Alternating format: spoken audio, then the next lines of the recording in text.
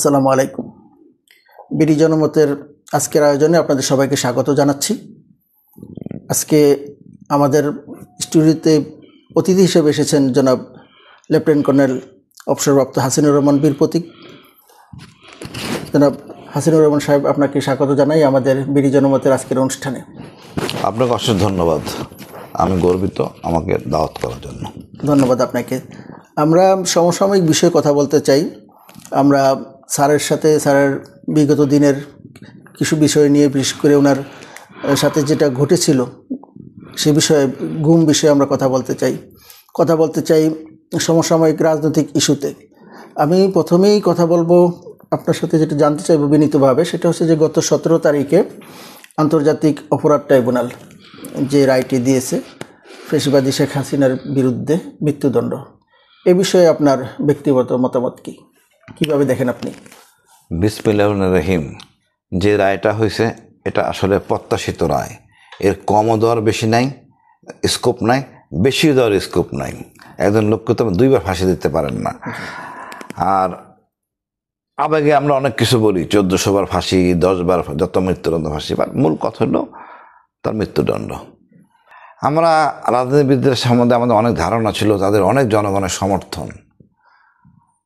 আওয়ামী লীগের তো সমর্থন ছিল, তো জানতাম মোটামুটি, যাই থাকুক। কোথায় তারা? তারাও মনে মনে কনভিন্স এটা অপরাধ, হয়তো বলতে পারতেছে না কেন্দ্রীয় নির্দেশে, বাট এটি হলো বাস্তবতা। কোনো কিছু দেখিনি আমরা। আর দেখেন, 2-4টা পটকা ফুটানো, এটা কিন্তু দলীয় বললে হবে না। এই লোকটাই কিন্তু আবার অন্য দলের হয়ে পটকা ফুটায়। এরা কারা? এরা পথশিশু। 500 টাকা 1000 টাকার বিনিময়ে কাজগুলি করে। এরা মূলত দেখা যায় বস্তি এলাকায় এদের সৃষ্টি, এগুলি মাদক ব্যবসা করে, এগুলি আগুন লাগায়। ওর কাছে মানুষ যে শ্রেষ্ঠ সেরা জীব, মানুষ মারা যাওয়া তো কত ক্ষতিকর, মানুষের ক্ষতি কতটা জিনিস ও বোঝে না। ও দরকার আমার এরকম অনেক আছে, চাকু মারে দিবে অল্প টাকা নেওয়ার জন্য, সে মাদক কিনবে। তার ওই মস্তিষ্ক বহির্ভূত লোক, এদেরকে রাজনীতিবিদদের ব্যবহার করে, নেতারা আমাদের ব্যবহার করে সাধারণ মানুষের বিরুদ্ধে। তাহলে কি স্যার আপনি বলবেন যে তাহলে আওয়ামী লীগের রাজনীতি তাহলে শেষ হয়ে গেল, মানে এই রায়ে, এবং তাদের যে লোকজনের কোনো নেতাকর্মীদের কোনো প্রতিক্রিয়া আমরা কিন্তু দেখতে পাইনি বাংলাদেশে?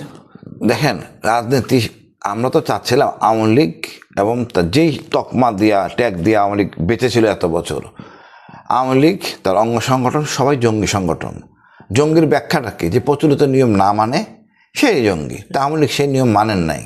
সুতরাং আওয়ামী লীগ জঙ্গি সংগঠন, তার দল জঙ্গি সংগঠন, হেলমেট বাহিনী বলেন, লগি বৈঠা বলেন, কোনোটাই সভ্য জগতের একটা অংশ না। আরেকটা বিষয় আপনার সাথে রিলেটেড প্রশ্ন আমার আছে, সেটা হচ্ছে যে শেখ হাসিনা বা আওয়ামী লীগ এই যে বিচার প্রক্রিয়ায় তারা কিন্তু কোনো রকমের পার্টিসিপেট করে নাই, তারা কোনো আইনজীবী দেয় নাই। এই বিষয়টা কি কোনো দুরভিসন্ধিমূলক বলে মনে করেন? আচ্ছা ভাই, আমার বলেন তো, আমি গুম হয়েছি, প্রমাণ সাক্ষ্য সব আছে, এতগুলি লোক মারা গেছে, লাস্ট বাইরে থেকে নিয়ে আসি নাই, তো কি আর কি প্রমাণ দিবে?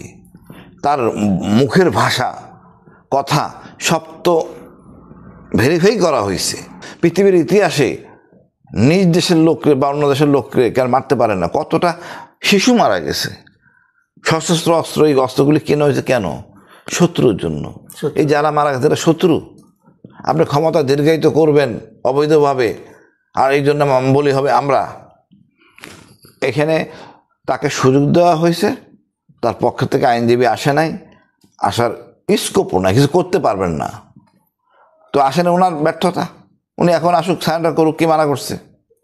এসব কথা তো উনিই বলছেন। উনি তো বিচার এবং আদালত নিয়ে উনি খুব গর্ব করতেন। যে একটা সময় আপনি দেখেছেন যে তারেক রহমান সম্পর্কে উনি একই কথা বলেন যে আসুন বিচারের সম্মুখীন হন, এখানে বিচারের যে বিষয়টি আছে এখানে এসে আপনি মোকাবেলা করুন। তো আপনি কি একই কথা বলবেন যে আপনি আসুন? আমি এই ঝামেলা নিয়ে আমি বিপদে। এই ঝামেলা নিয়ে আরেকটা মানুষ মারা যাক অতিরিক্ত, আমি সেটা বিশ্বাসী না।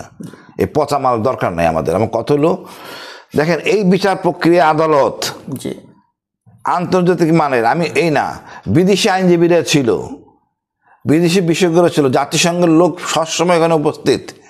আমি বহুবার দেখছি, আমাদের জাতিসংঘের হুমা খান, টবি ক্যাডম্যান, এরা দেখতেন আইন প্রক্রিয়াগুলো ঠিক আছে কিনা, কোনো রকম ব্যত্যয় ঘটছে কিনা, অধিকার কোনোটা ক্ষুণ্ণ হয়েছে কিনা। এগুলি তো হাসিনা করতে দেয় নাই। আর সবার সামনে এটা প্রচার করা হইতেছে তাতে না এর চেয়ে স্বচ্ছ কীভাবে, বা পৃথিবীর ইতিহাসে এর চেয়ে স্বচ্ছ কী আছে?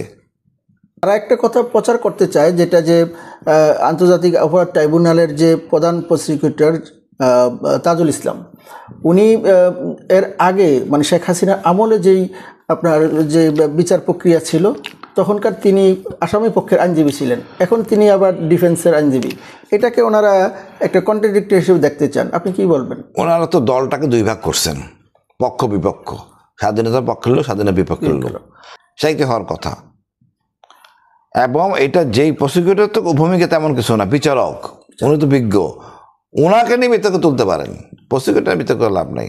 তাজুল সাহেব সাহসী হয়ে এত বৈরী পরিবেশে যেই ভূমিকা দেখাইছেন, ইভেন বিচারক যা দেখাইছেন বাংলার ইতিহাসে, আমি মনে করি এদের অবস্থান, এই দুজনের অবস্থান, বিচারক এবং তাজুল ভাইয়ের অবস্থান, সুখরঞ্জন বালি আছে না, আমি বলি বাংলাদেশের সেরা পুরুষ, তারপরে তাদের অবস্থান।